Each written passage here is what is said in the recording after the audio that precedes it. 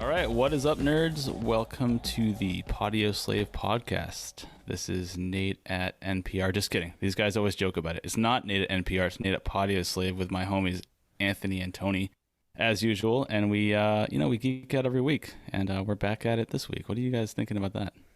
I'm thinking.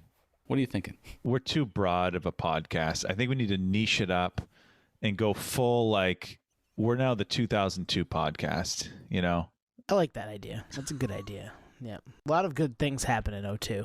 Yep. Yeah, let's just wear out 2002 until there's nothing left. And not just one episode, like, for good. We're now the 2002 podcast. Oh, man. $7 CDs of Bull Moose. The Blue Hornet.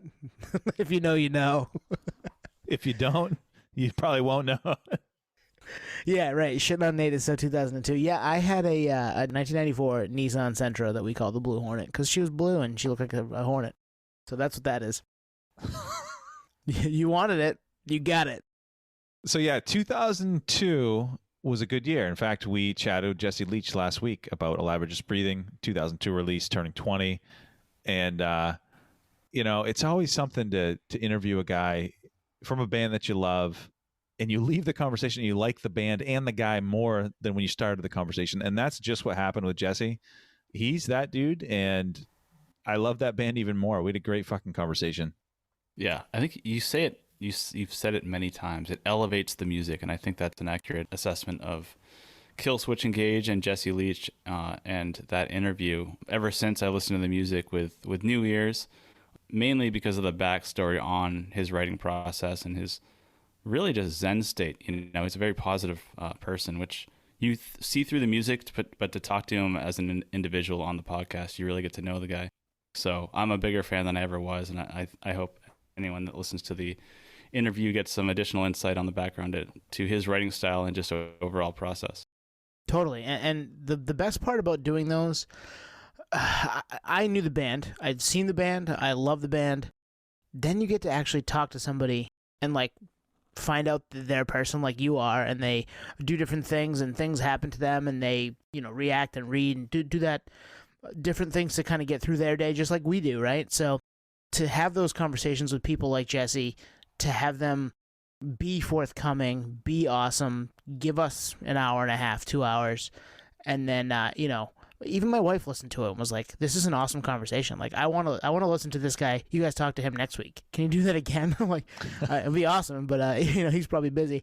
But man, it's so cool to be able to have those types of conversations that even if you're not a fan of the band, like my wife's not a Killswitch fan, she was super enthralled. Kept her interest for an hour and a half, almost 90 minutes, right? Which is pretty wild stuff. So, props to Jesse. Awesome dude. Awesome conversation. Had a blast doing that last week. And if for any reason you're listening to this episode right now and have not listened to it, go back. Just scroll up a little bit or scroll down, depending on where you're at, and go listen to it. You'll love it. And I think you'll love the band. Go see them live. And we did touch upon this in the in that episode. I think they could be the single tightest heavy band I've ever seen. And I think we're all collectively, it's all from that like 2012 show. We all, in the moment, I remember thinking verbatim, like, this is so tight. And we've seen thousands and thousands of bands. So it's quite an accomplishment. You made the Podioslave Hall of Fame live act. They may, if we ever will do that at some point. I know we've been hinting at putting bands in the Hall of Fame. Chip, sorry, we'll do it. But yeah, them, Killswitch and Jesse are going to be on that first ballot, I think. Yeah, and there's another element, too, that he has a podcast called Stoke the Fire podcast, and I wanted to mention that because I think there's a variable there where because he has a podcast himself, he knows the process, and I don't know if that added to that conversation, but he was, like, totally in our headspace, He's like, he knows how it goes. This is the timeline, but we're really just all hanging out. And we always say, we kind of joke, especially before we go in, that we're just kind of geeking out at the bar, And when Jesse Leach just happened to roll up, hey dude, let's talk music. So I think that's a training tool for him or any musician that has a podcast on the side. I used to kind of think that it was not unnecessary, but maybe too much. But now I realize that it's actually a training mechanism for artists to be well oiled for interviews like ours. Yeah. So as we said, we're not going to change the whole podcast here to be 2002 niche, but for this episode, we are going to do that. And we got a few albums. You've clicked on the episode. You know what the albums are. But before that, where were you guys in 2002 musically? We were all listening to these albums for sure. Definitely. These three albums were special for a bunch of different reasons. I remember, and we'll talk about them a little more in depth as far as the albums go, but just the year itself, spring of 2002, we're getting ready to finish our junior year of high school. We all went to high school together, and, you know, excited for a summer going into our senior year and what that entailed and what senior year was going to entail and all that fun stuff, right? So half of this year was part of our senior year as well. So being really impressionable when it came to music and making friends, you know, lifelong friendships that the three of us still have to this day because of stuff like that is so cool. And you know, I think we all owe a decent chunk of that to being fans of music, whether it be hip hop or punk or, you know, hardcore or anything like that, rock, any of that stuff. So really cool, really fun time. You know, high school's high school, but man, I'm glad that we had what we had then because we're still doing stuff like this today. Yeah, 2002 was doing this exercise was a good recollection on that era. But I mean, I was kind of coasting. I think we were all kind of coasting. Going into senior year, it's like, well, you're pretty much set. I mean, obviously you have one more year of school to get through, but it was also in parallel, you know, kind of my like a new threshold of music appreciation. I mean, we're talking about three albums from three completely different genres on this podcast tonight, and I think I was an uber fan of all three styles and beyond that, of course. But before that, I think I was still trying to figure out different things. But 2002 was a really strong year for, oh, I understand this, I understand that, I know their back catalog, I can't wait for their new catalog. And these albums that dropped in 2002 was really kind of a statement for all three of these artists. So to be in the moment, living it when it came out, and also be at an age where we could really give it our full attention, you know, because we were so close to graduating, we just didn't have a whole lot of distractions. It's true. I think it's funny, I joke about, you know, we're not niche enough. Well, that's because we listen to all kinds of music, and that hasn't changed. In 2002, like, I was thinking back to what I was personally into, a lot of like the drive-through record stuff, Glassjaw, Worship and Tribute. What else was in 2002? Chevelle's Wonder What's Next was '02, Hatebreed, Perseverance, Shadows Fall, Art of Balance. Like, it was hip hop. I mean, we don't even talk about hip hop on this podcast, and that's, you know, across the three of us, there's a strong bond of hip hop, and maybe we'll mix more of that in. But yeah, 2002, a lot hasn't changed in the variety of music that we're into. And back then, I almost look at it as like a buffet. We were just trying different things, and we've kind of refined that and doubled down on what we like 20 years later. But back then, it was trying everything. And I'm glad we actually chose these three albums because they're all over the map. Totally. As far as what they represent, where these artists were at their peak or not, depending on what was going on. And they're all still active artists today, right? I mean, that's the kind of cool part about picking these three is they're still doing it. I know both Tom DeLonge put a record out at the end of last year, right? That Angels and Airwaves record was the end of 2021. And then I know Red Hot Chili Peppers put one out earlier this year, so a couple months back now. And then I think Eminem is gearing up to do some shit. So, man, they're all still active. They're all different, cool, fun, interesting, and then maybe cancelable at this point even too. We won't get too in-depth right now, but that's coming up. And yeah, it's amazing that we did all double down on the fact that we like everything. And we'll find something from different genres that works for us.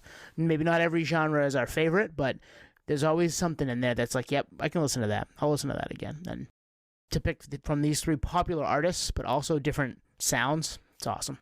So Nate, this was your idea, actually. So you're going to start. What album are we chatting about first? I don't even know. So we got three, right? So out of the gate, we're going to talk about a band from the late 80s that put out a gem of an album called By the Way. It's the Red Hot Chili Peppers with Bonafide Masterpiece album, I feel like.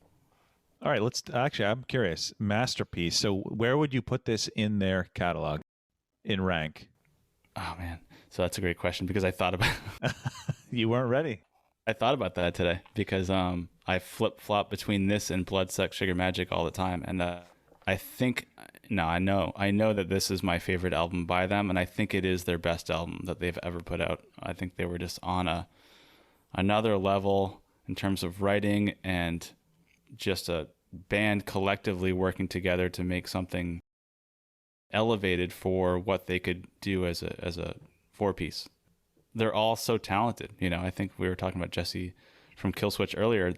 All the musicians in this band, this lineup in particular, are so insanely talented, and I feel like they just really studied, and they're like, let's make something that's different but melodic. And you got to figure we were all like 16, 17 at this time, so like this album is so mature. It's not funk rock like they're kind of their roots. It's almost like a geezer rock album. It's so soft, but there's obviously some funk elements, and it's got its rock elements, but for the most part it's doo-wop, almost like a retro sounding record. Yep. But I was obsessed with it when it came out, and I'm obsessed with it now. So yeah, so to answer your question, long form, it's my favorite Chili Peppers album easily. I agree with you. I think it's their best record. And you didn't mention it, and I think a lot of people listening may say Californication's in there too. That's me. Yeah, and I do love Californication, but this has more for me. Maybe it's the geezer aspect. I don't know, Nate. I do love this record. It's just, it hits all those awesome Chili Pepper notes, literally and figuratively. Like, it's not quite as funk as some of their earlier stuff, or even some of the stuff they just recently put out this year, but it definitely has, it's them, and it's this version of them when John came back for Californication, right? Because before that was One Hot Minute, which had Dave Navarro at guitar. Not the same band, obviously. I like that record, but it's just not, doesn't feel like this version of Chili Peppers that we have today. And it was born out of John coming back and being with the band, and then putting Californication out, which is great. But then this one felt like a more refined version of that sound. Like they found all of the keys to unlock all of the doors to make an album that sounded wholly like them as that four-piece, and it's just so fucking good. And they had huge songs like Can't Stop and By the Way were massive, but then you have a guitar riff from Venice Queen. Damn, man, like that is like peak Frusciante for me. Just listening to that kind of, it almost sounds like a bell coming in on Venice Queen. It's like quiet in the distance, and then that sound coming. Oh man, it's just so fucking good. Go listen to that song. Pause right now. Go listen to it. You're in Spotify, whatever. Go listen to it. But man, this is peak Chili Peppers for me. And that's a good point. So this was this the second album with him back? Yeah. Because which is actually, that makes Californication, like when you think in the context of things, pretty amazing. That's true. They created magic there. But I think when I was like re-listening to this album, because I haven't listened to it in a long time, something hit me, and I'd have to really think about it to kind of put my chips in on this statement, but I'm going to make it. I think more than any band, RHCP's singles have possibly the highest replay value. Nice. Yeah, I think you're right. Because I can't, maybe it's just because I haven't dove into them long enough, or in so long, but like, By the Way, great. Can't Stop, Zephyr Song, and then everything off Californication. Under the Bridge. Like, are you skipping Under the Bridge if you hear it? You're not. That might be the only one, but even come on. even today, it's been a while since I've heard it, because if you think about it, like I don't know about you guys, but I don't listen to a lot of radio anymore. And that used to be a staple on radio.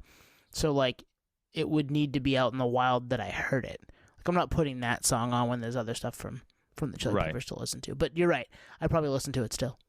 I'm happy you brought up the radio element, because a lot of people are, what's the best way to say this? They call Chili Peppers overrated, or, too mainstream. I think because of the radio, because it is radio friendly, they are timeless songs. And like you said, Twan, it's the replay value is so high. It's like the Beatles. So it's conducive to spins in that regard. But if it wasn't for radio, like, this band would be even more holy. So they just happen to be extremely talented. And the replay value is high because the song structure and the musicianship is so strong that, you can't really get away from it. So any naysayers on the Chili Peppers, I get it. If you were listening to the radio all the time, yeah, they were played a lot, unfortunately, or fortunately, depending on how you look at it. But this record in particular is just, it's just cream of the crop. Like, they were on a different level. Like we discussed earlier, John Frusciante had come back into the mix after leaving. So it's the second album after Californication to return to the mix. He's quoted as saying he's the happiest he's ever been in his life in the writing process of this record. After reading that, it almost brings the music to a different level because it is a happy record. So there's a elation listening to the record as a fan. And you feel that through his riffs and even through Anthony's writing. So there's a connotation there as well where it's like, okay, this is a place where I can revisit and be in a good mood just based on the content. I'm going to make a comparison that no one in the history of ever has ever made. I'm listening to the Zephyr song today, and I'm going to encourage our listeners, pause this episode, go check out the song. It sounds exactly like the intro to As Friends Rust 10, which we talked about with Damon. Ding, ding, ding, ding, ding. And I say exactly, not exactly, but the spirit of it, like sonically, that's exactly where I was dialed back to. Both great songs. And hey, if you, as a listener, have made that comparison, chug the rest of your beer. You earned it. There's no way. Yeah. You might be the only person in the history of at least podcast media to have done that. Nice job. I like that. But yeah, if you're looking for like the funk Red Hot Chili Peppers, like this album probably isn't it. They dabble with it with Can't Stop, but that's not why I would turn on this album. Like, the outside of the singles, Minor Thing, Venice Queen, you can't touch those. I think those are some of their best songs, and I would put this album probably at 2 behind Californication. This feels like a spring album to me, which is weird because it came out in July, but it feels like an album you want to listen to in May when the weather finally turned and the windows are rolled down. I mean, that's something we all grew up with here in Maine. We live in southern Maine, and I know Nate has escaped that, and most of his year is like that. But here in southern Maine, it continues to be cold. Midway through April, and then at some point, there's a day where it's like, man, it's not that cold. The breeze is kind of nice. Like, I'm gonna roll the windows down, and maybe I'll crank Red Hot Chili Peppers by the way, because it feels like a spring record to me. And that's probably, I mean, we probably got that single sometime around now, so that makes sense, right? Yeah, that makes sense, but it's also, you're alluding to transition, and I think it's a transitionary album in regards to their sound. So their funk sound was still present, but by the way, is very much so a musician's album. Like, this is how you write a record for songwriting, a songwriting clinic. Yeah, I gotta interrupt you real quick. We say that the musicians, stuff like that all the time. This was also pretty commercially successful, so it doesn't even have to be that, right? It was good for everybody. Yeah, no, for sure. But I'm just thinking in terms of the intricacies, like harmonies. Like there's only one other band that comes to mind of this stature where the harmonies are such a huge proponent, and that's Alice in Chains with Lane Staley and Jerry Cantrell. Similar to this, Anthony Kiedis and John Frusciante, the harmonies on this album are next level. And I don't think they've ever done it before, and it brings this album to that musicians type thing where like they had to like really work on that, I don't think it was present. I think they dabbled in it with Californication, but this album, it's like harmonies nonstop, and it's just like, wow, like that's where the doo-wop thing comes in. Like, this sounds like it's out of the 50s, Yep. There's a lot of that. I listening to this album again yesterday and today. That is something I picked up on, and probably not something I picked up on when this came out. And I bought this like the week it came out. I probably went to Bull Moose, got it for $9.99 or whatever it was, took the sticker off the front, stuck it on the ceiling of my car, Yes, the hog. And that was a thing, you that's something you did. So yeah, Twan mentions putting the sticker on the roof of his car. That was the hog, and we did that. We would go to the Bull Moose, sometimes during school, sometimes not, which is our record store, and buy CDs and put the stickers on the ceiling of the hog. Just a little tidbit, a little nerd fact about you boys here at Podioslave. And you know what? They were on the roof, on the ceiling so long that every now and then one would fall. And you'd be driving like, what the fuck was that? An insurance nightmare. Yeah. So that's us. That's how we roll here. And we're still doing it. This is like we said. We were dabbling with nerdery, both audio nerdery, physical nerdery, all that stuff. I do have a question for you guys though, which is, I think they could have and should have trimmed the fat on this album. I think it's too long. Ooh, the wheels are spinning. Looking at the track list as we speak. Yeah, warm tape. I mean, sure. you could cut warm tape, but I'd probably be okay with it. There's a band on Coachella this year named Warm Tape. I'll put money on that. Band name or Chili Peppers song? I'm going to agree with you with Warm Tape. Other than that, like, this album flows pretty well. Actually, by the way, great song, but almost doesn't fit the album. Oh, come on. It's in tempo ratio, it's very fast. By the way, feels like the bridge from Californication to this record. Ooh. Yeah. Are you the first person to ever pull that? Probably not, but I hope so. Tell me if I'm wrong out there in Podhead land. Hit us up on the socials. I think that's actually another way to look at it is, could that song have been anywhere else in the album? I don't think it could. No, I think that's it. It's perfect where it is. It was lead single, I believe. June.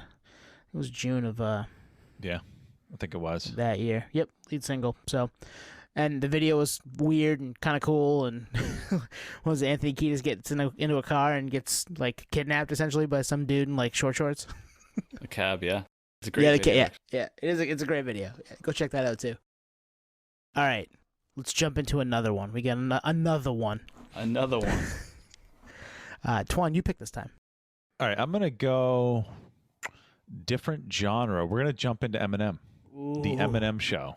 Let's give a little context, right? So this dropped in May of 2002. May 26th, 2002. Yeah. So this is another one that I bought in real time drink. And so this was the follow-up to the diamond selling Marshall Mathers LP. Mm-hmm. I mean, how do you even follow that up? Like, you can't top that. So part of me is wondering that, like, the mindset for him going into this, he had to bring it. And I think that's why you get the Dre beats. That's why you get all the features, all that stuff.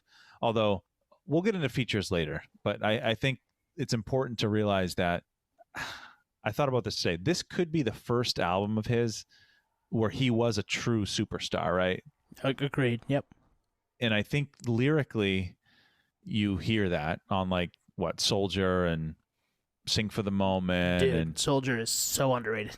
Yeah, it's just like the themes of the album are very much like saying goodbye to Hollywood. Like that's almost like he's waving the towel. But I think it's important to give that backdrop of when you factor all that in and the fact that it still hits. 'Cause I think this is number 2 album behind Marshall Mathers LP. Ooh, number 2. All right. Yep, I think it's number 2. All right, I've talked enough. What do you guys think of it? Man, so this album I picked actually for this segment. And I remember when this album dropped, I bought it on the day it came out as well. And I think I wore it out to the point where it actually the CD didn't work anymore in the CD in the car, actually. So not skip, it just starts to not really operate correctly for whatever reason. I don't know how that works. But regardless, this album is fucking timeless. So good. And there was one thing then that I remembered, and re-listening to the album in preparation for this episode, there's one thing that really sticks out is some of the opening tracks. So White America is so fucking tight. Like, it reminds me of something I think about often with Marshall Mathers and his lyrical content, but also the way his brain works, which is this guy is so insanely brilliant lyrically and just what goes on in his head that he, like him and Zach De La Rocha should write an album together. Just politically fueled aggression album, because they know so much. They know how to, put it into a song. And White America is just like quintessential. It still stands up today. And I almost want to just focus on that song because I listened to it today. I'm like, God damn, this song in particular, it like is very transferable in 2022. So I just wanted to give that kind of highlight. I agree with you, and it's sad that that's the case, but I agree with you. Yeah, it's too bad. Yeah. I think it's his best record. I think, the reason I think it's his best record is because I think there are a handful of spots where he shows a little more maturity than he does previous to this. As good as Marshall Mathers is, he is clearly saying things to push everybody's buttons on that record, at the same time fighting with the fact that he is now, a massive sensation. People know who he is. He's turned, from a poor upbringing to everybody and their brother hates him because of some of the stuff he says, and I think he's kind of coming to grips with some of that on this record, on the Eminem show, which is the type of stuff that I like in music, especially hip-hop. A little more introspective, a little more, this is who I am.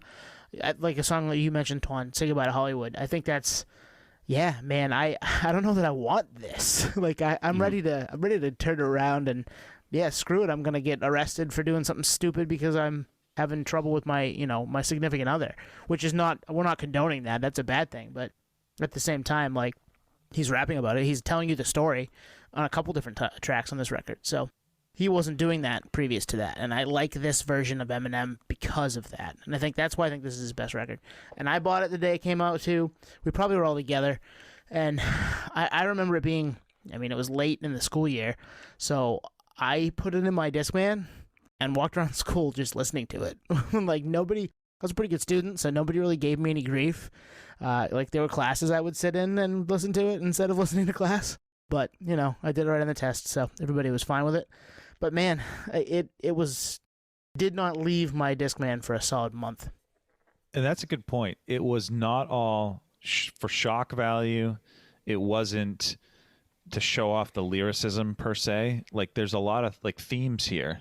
You got Sing for the Moment, Say Goodbye Hollywood, Cleaning Up My Closet, obviously. And I'm actually surprised that was a single. Yeah. Kind of wild that was a single. And My Dad's Gone Crazy with his daughter. Those are all songs that I don't think could have lived on Marshall Mathers LP. So I think that's important to note. I'm glad you brought that up. The other thing that this is my like one negative with his like series of like 5 albums in a row. It's just the throwaway singles. My Name Is, Real Slim Shady, Without Me.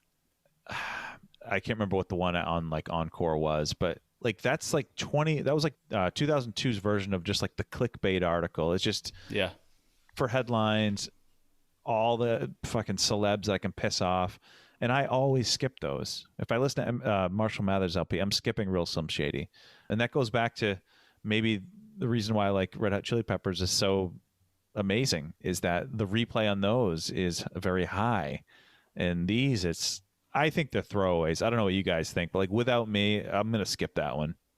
I'm happy you brought that up because it's definitely like a blueprint that he has for... Or the label had. Or the label, yeah. Like, yeah, you have to do the jokey song to start, and then we'll get into the serious stuff for whatever reason, because that's why I kind of highlighted White America. It's like, he actually is a very smart individual, and if he were to write an album that was strictly not, it doesn't have to be in that exact bucket, but he could make an album so concept driven that you just wouldn't need that single. Like that single, if you put that against White America or Square Dance, it like almost doesn't, it just really doesn't fit, I agree. Totally agree. You're like at a different level. Like why even do that? But because that was the business plan to start with, like, hey, you got to do this thing and you got to get the Paul Rosenberg skits and all that shit.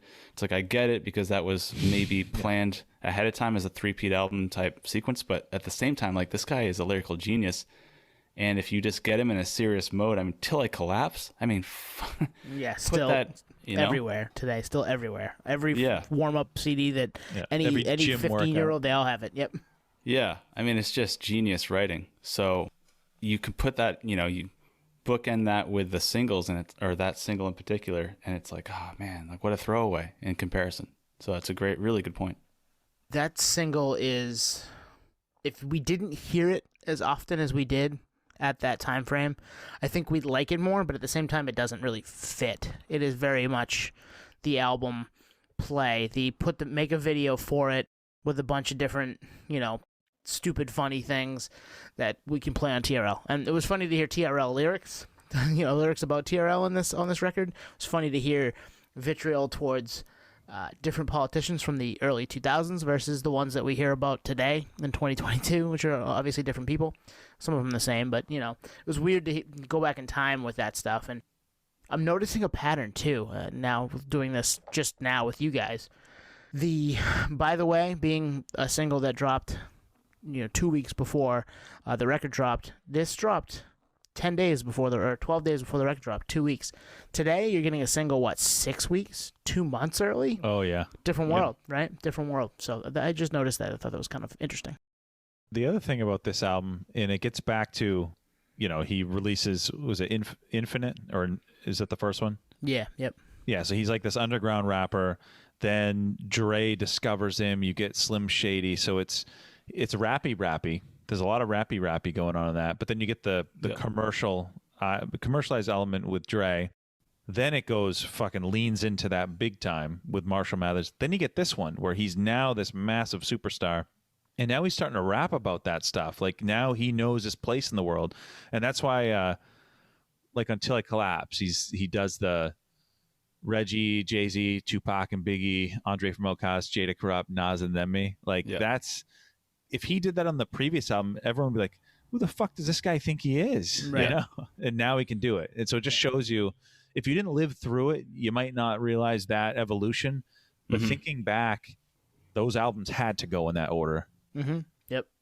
No, that's a good point. He knows where he's at while writing that verse, like those bars, but he's also paying respect to how he got there. And Nas being his one predecessor is proof of the concept right there. Like Nas is a lyrical genius. Eminem is a lyrical genius. I don't think anyone is, that layered or that in-depth insight, history, everything included other than those two. And Zach De La Roca I mentioned earlier, I put those three in like the same category. And other than that, it kind of falls to a different level. And that's not a disrespect as much as just, what do you want to bring in your music? And those three guys definitely bring it to that level. So great point. I don't think he could do that, but I think it's interesting that he did showcase that because it's a level of confidence. And that's why this album is so elevated, because it's like, hey, like, I'm not going to joke about Britney Spears and all this shit anymore because I actually have something to say here. And I think he always did. And he actually got to a level where he could. And that's why I'm a little like, Tone, actually, I'm going to say it's my favorite album by this guy as well. But I wish that he leaned into it more. And I feel like he's being pulled in multiple directions to not really be himself 100%. And I don't really understand why, because he could make masterpiece albums just based on his brain chemistry. Yeah. But, it sells records to make shit to diss people because it's controversy. So at this time, yes. And I think this album does a really good job of having all of the Eminem personas on it, whereas I don't think other ones do that. And even, the stuff that came out after, not so much. Maybe Recovery. Recovery is kind of all over the map, too, when it comes to that, in a good way. You get the introspective M, you get the lyrical genius M, you get, he brings in Lil Wayne for an awesome song. That type of stuff does happen. Again, down the line in his catalog, it just takes some time for him. And some of that is because he had demons and some of that might have been from the fame, some of that might have been from, home life, all that stuff. But, man, if he made 6 different versions of this record, I would be in heaven. I think he did that maybe twice. So... shit. But he was so damn good in the other stuff and doing the other things, being the hot button, button pusher type guy. Obviously worked for him in the early 2000s, and today probably not to the same level with some of the choice words and things we just won't repeat here. But if you lived it in the moment, you understood what he was doing. He was just putting a middle finger up to everybody to say, I can do this because I'm just showing you your hypocrisy, not necessarily mine or how I feel about these things. The fact that you're making a big deal out of something that maybe you don't even understand yourself. So that's kind of why I love him. You guys have to keep me honest here. I think this is the last album he did before the fucking weird accents and the weird, like... Yeah, I think you're right. Yeah, because you got that on Encore and just weird... Didn't you do like the comic dog? What the hell was that? Triumph. Yeah. Triumph. Yeah, like that. And then there was... Oh, yeah. Especially on Relapse, there's weird accents. Relapse is not very good either. Yeah, and he was, again, he's in a different headspace. But I think this is like the last true hip-hop album for a few albums. Because Recovery was a great album, but I think he's just trying to prove too much. And I actually do like the Kamikaze and Music to Be Murdered By, that stuff. Yeah, those are good too. Yep, and even Marshall Mathers 2 has some cool stuff on it. I do like that one. Yep. Yeah. No, he still does it. I mean, that Music to Be Murdered By is only 2020, 2021, right? So we're not that far removed from him still being really damn good at what he did or does. I was just thinking of something while you guys were talking about his different personalities, and obviously he's Eminem, he's Slim Shady, he's Marshall Mathers, so he's already 3 different people. You think about metal, or let's just bring up, as we always do, house band Slipknot. Corey Taylor's got Stone Sour, he's got his solo project, and he's got his, Corey Taylor solo. So Slipknot, Corey Taylor, Stone Sour, he's able to kind of like put those in separate buckets based on that writing style, that mood, that message. I think he would benefit if he were to categorize things in that regard. So if he were to make a Marshall Mathers, White America, Square Dance, Rage Against the Machine type, fuck this bullshit type album, it would be a bona fide masterpiece. And if you want to be a Slim Shady, all those singles you mentioned earlier, that could be its own thing and still equally go platinum, because and maybe that's the label's decision, like, hey, do a little bit of everything because it's going to cater to some audience, so we'll sell more units. And I think that's a good assessment in the fact that it might be label driven, but I think he would benefit in, I don't know, spearheading different projects. Unfortunately, he's a solo artist, so he can't just start a band, but putting those in different areas. Oh, but he did D12 to an extent. Yeah, true. He said that song My Band, right? Yeah. D12. So Nate, similar to the As Friends Russ RHCP connection, and then Tone's bridging of Californication to By the Way, I think you are the first person that wants a Eminem Zach De La Rocha album. You're the first person in the history of ever True. to say that's a good matchup. And I don't think either one of them would do it. No, but it would be really fucking cool if they did. It'd be great. Oh, man. It'd be a lot cooler if you did, man. I feel like we should do a Twitter poll on this. See what happens. Yeah, that's not a bad idea. Would you listen to this? Yes. I'd be all about that. That would break the internet for a little bit. Well, I mean, there's an element of, and I think we brought it up on this Eminem show, like he knows where he's at, so he's trying to one-up himself. So if he's partnered with someone like Zach De La Rocha, he's going to write 72 hours straight to make sure that he's at least at Zach's level. And I think that's what he did with Jay-Z, with Renegade. Oh, you don't think that'd be the other way around? Yeah, I think it goes in both ways. Okay, because I love Zach as much as I think anybody. We talk about the music we love, but I think M is A1, man. I don't know if anybody's touching M when he's on one. Yeah, no, you're right. But at the same time, just, being 100% or 120% on this is what I can bring to the table, and that duality of, Zach De La Rocha is his thing, Marshall Mathers is his thing. So I kind of briefed over, Jay-Z and Eminem on Renegade. Like that's some of Eminem's best work, but I think it's because he's like, I fucking have to at least match Jay-Z's flow. Yep. There's definitely something to that. And, yeah. And they would both level up, I think. I think Eminem would bring, a lyrical content that's maybe new, and Zach would have to come with the raps. Yep. Last thing I'll say about this album, Dre's beat on Business is fucking wild. If that's not a death row classic Dre beat that has that fucking total vibe, I don't know what it is. Oh, So true. And my last thought about this is the first record that doesn't have the like dance song like "Coming Everybody" on the Oh yeah. the first one, Slim Shady LP, and then Drug Ballad, which is Drug probably Ballad. Drug Ballad might be a top 5 Eminem song. It's just so good, and we didn't get one on this record. That's kind of a bummer.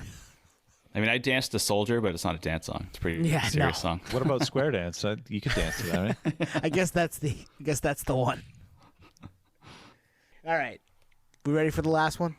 Yeah. The last one is Boxcar Racer, and this just that's self-titled. It's just Boxcar Racer, right? There's nothing we can add to it, and it's Tom DeLonge doing a Blink-182 impersonation. No, I'm just kidding. It's so we posted about this last weekend on its birthday, and it's so damn good. I remember being like, why are they all going off and doing their own things? But loving all of it. And we've kind of hit on this record maybe once or twice in the past on a mailbag episode back in the day, but we never gave it a full like listen through talk about. And I'm kind of glad we're doing it because it signified something for me as a fan of Blink, and hearing them maybe not being friendly with each other and starting to do their, sow their oats in other places and be like, man, are we going to lose these guys? And then they came back with self-titled, which is, obviously amazing. But this was I feel like this record, the Plus 44 record, the Transplants, they all started to kind of do their own things, knowing that Blink was going to be over at some point. That's kind of what I equate this to, but at the same time, it's such a good record.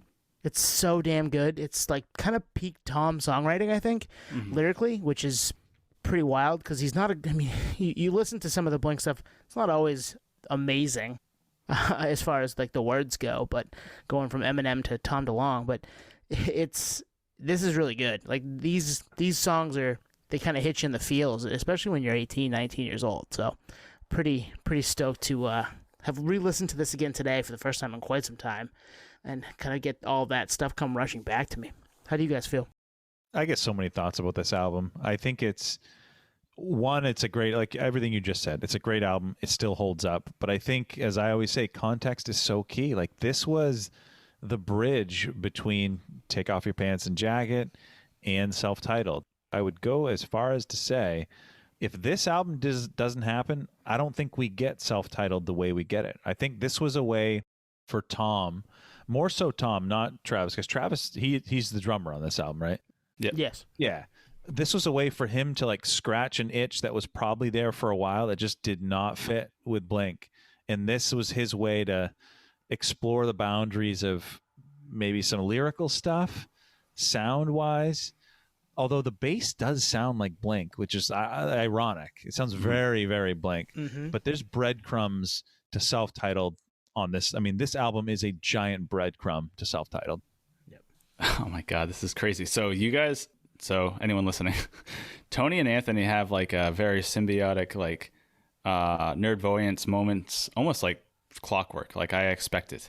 But this actually, I wrote down verbatim, actually. I wrote that exact wording, which is, this is the in-between album to Take Off Your Pants and Jacket and Self-Titled. Like there had to be something to bridge those things, because Self-Titled is such a departure from Take Off Your Pants and Jacket. And they had so much in their bag, whether it was B-sides or just, that era is so amazing. 2001 Blink, 2001 Blink. So I actually wrote that note down just listening today. Like, I feel like this is basically a Blink album, or it could be.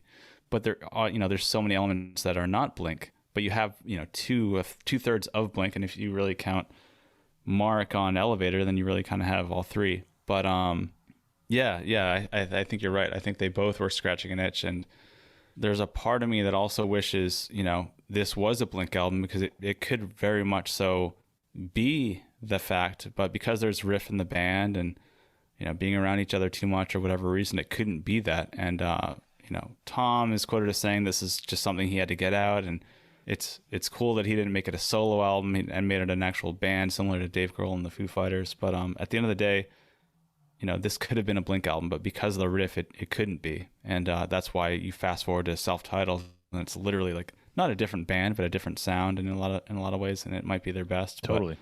But yeah, there's just so many elements to this. Like you said, there's so much to unpack here with this record. It's such a special time because it's similar to Eminem, like Marshall Mathers LP and Eminem show, it goes from like playing Warped Tour to like headlining stadiums. Blink playing Warped Tour, same thing, right?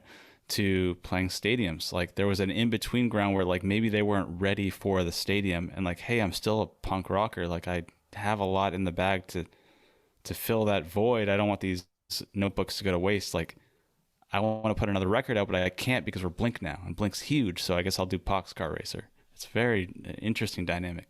Can I go Analogy King for a second? Mm-hmm. Yeah, please. This album is the music equivalent of Michael Jordan going to play baseball. They had fucking brilliant. He was brilliant before. He goes and leaves, tries to dabble, scratches that itch. I think Boxcar Racer is more successful, but I think that almost needed to happen to refresh everything. So if you had that comparison on your bingo card tonight, drink.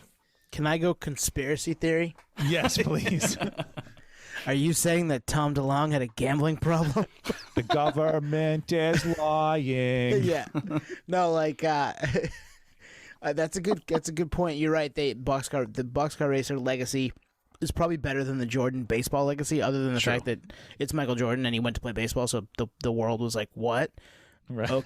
Okay, you just won 3 in a row. What weird. Blink-182. Why are we doing this? You guys are massive right now. Like, yeah. Speaking of TRL earlier, every time they put a video out, they made TRL, even if they were making fun of it. So yeah, this is very similar. It's a good analogy. I like the analogy, King. And again, if you had Michael Jordan being Tom DeLonge tonight, then drink. I mean, good for you. That might be the best analogy of the podcast legacy, because the way you portrayed it, but also the way I'm envisioning it, it actually makes perfect sense, where it's like, I kind of want to do this other thing, and like, I don't want to just do that, even though that I'm the Michael Jordan of that sport, not to be a cliche. It's not like Jordan had Pippen playing first base with him. like Tom has Travis playing drums, and they're like, oh, hey, BJ Armstrong, you want to play left field for a game? Why not, right? You are so right, though, because like Jordan hit like 220 or something. He wasn't very good. This Boxcar Racer album is like pretty close to batting 300. Like it's a great album. Nate, you pointed something out in the group chat pretty recently about Boxcar Racer, and that apparently they wanted to go for like a Quicksand Jawbox Refuse type of thing. And when I read that, I was like, well, I don't hear that at all. But when we said we were going to do this episode, I re-listened to this album. And if you listen to like the intro to I Feel So, those distorted feedback guitars, that's Quicksand all day long. I was transported back. I never picked that up and probably never would have. That's a good call. Although I wasn't a Quicksand fan when this album came out. I'm not going to claim that, but come on, man. Keep the mystique. Don't let him in.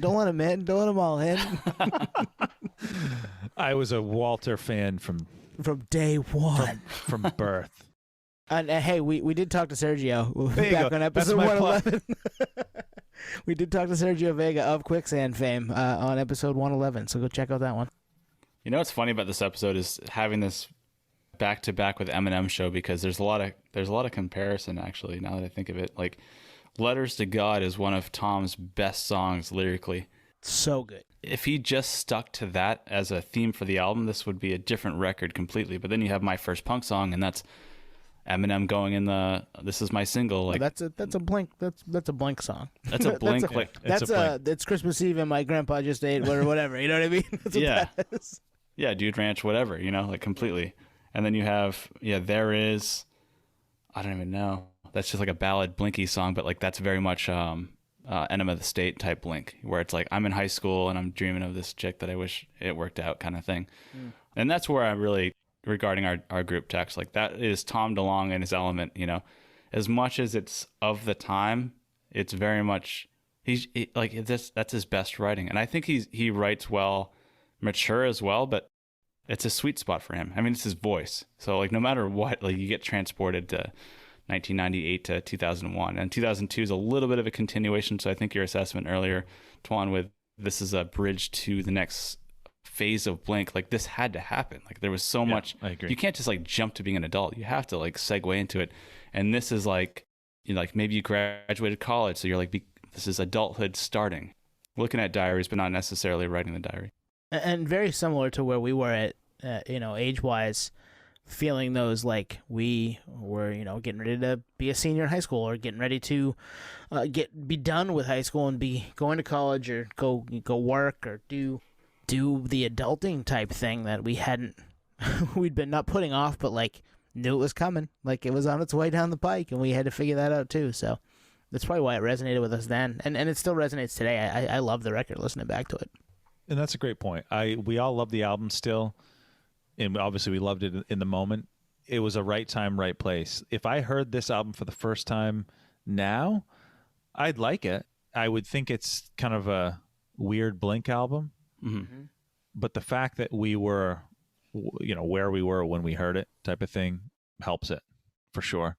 And like now that you peel it back and you're like, oh, okay, well, David Kennedy was in the band, and his lineage with Over My Dead Body and Hazen Street. And I'm not sure actually even who the bassist is, but I'm not surprised at those influences, the Jawbox stuff, because all these bands are influenced by that crop of bands, the Quicksands, the Jawboxes, and all those bands are probably just influenced by Nirvana. Yeah, that's fair.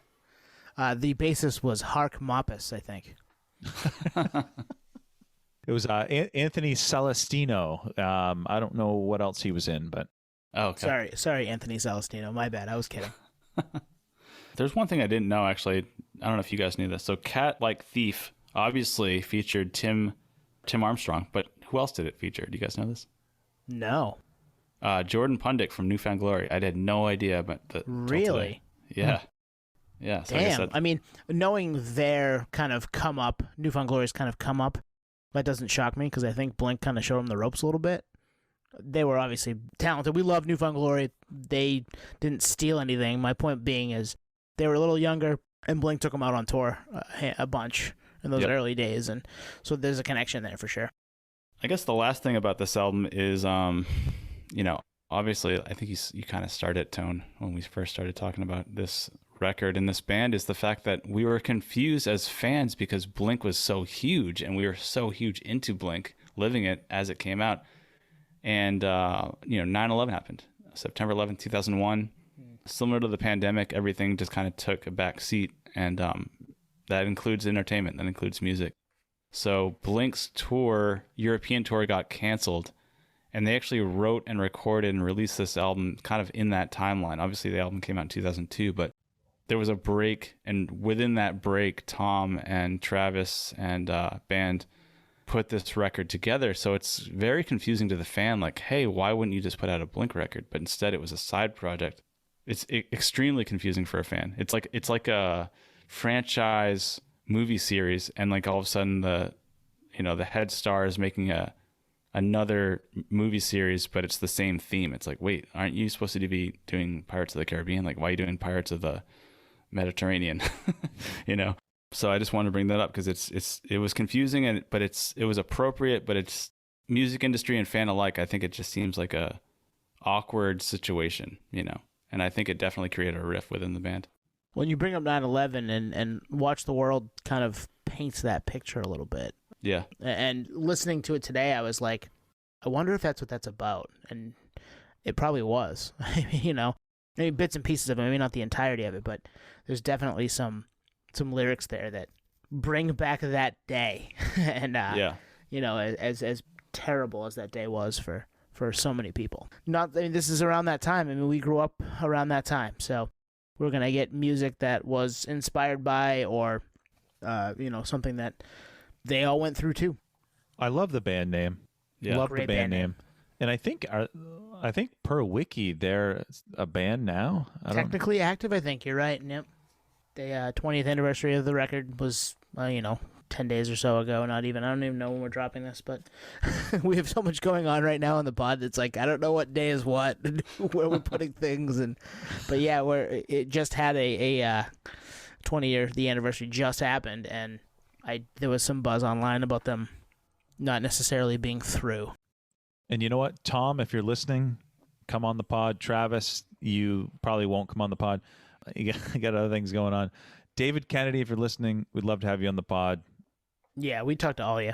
But actually, upstairs I have a Over My Dead Body Death Threat split, which David was on. So he transitioned from Boxcar to that, or actually vice versa. Wow. We talked to Eminem, Anthony Kiedis, Flea, all you guys. Like, let's go. let's do the damn thing. Podioslave podcast open for business.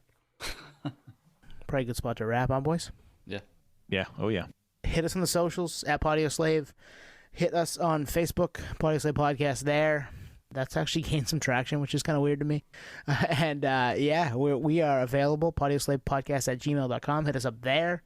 And we got a lot of really cool shit coming down the pike that you guys are going to be really excited about, because we're really excited about it. And you'll hear it and you'll be like, damn, this is awesome. We have an interview already in the can that we're going to drop in a couple weeks, maybe next week. And more to come on that front. So pretty exciting times for the Podioslave boys. You took the words out of my mouth. There's stuff that's already been done that's out that's going to be ready pretty soon, and then stuff that's in the works that we're a little tight-lipped about, but just yeah, keep an eye on the socials. All ears, all eyes, all the time. Yeah, it's so true. We're so effective that we're actually working against the supply chain, and we still have shit ready to go. So, and we're gonna go broader, less niche. Like we'll do jazz next week. We'll do avant-garde. We're just gonna go really fucking broad because fuck niches. Music is my niche. Peace, podheads.